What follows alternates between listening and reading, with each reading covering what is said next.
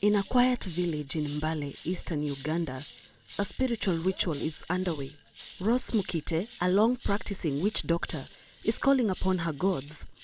Inside her shrine, Mukite shakes calabashes and tosses cowrie shells. With Uganda's election season in full swing, she says she aids politicians by giving them tree bark to chew, a ritual she believes can shield them from misfortunes, including imprisonment.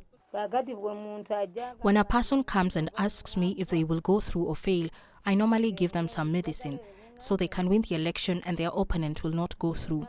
There are many people coming now because of the election season. Street processions, flashy campaign cars, and loud rallies dominate the landscape. But behind the scenes, rituals and consultations with traditional healers continue, away from public view. In Uganda, which is predominantly Christian, witchcraft is both controversial and widespread.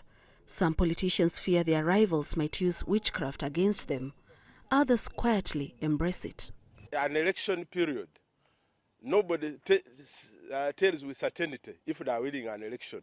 So whether it is at the topmost, we cannot rule out that people make a contact here and there.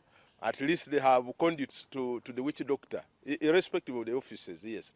Peace Halai, a parliamentary candidate, campaigns among Muslims and Seventh-day Adventists. But she has firmly rejected performing traditional rituals, such as animal sacrifice, which supporters think can help her win.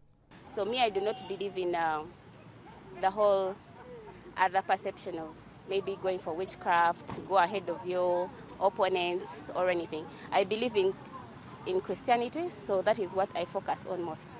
Praying to God, fasting, knowing that definitely a breakthrough will come. But cultural beliefs run deep.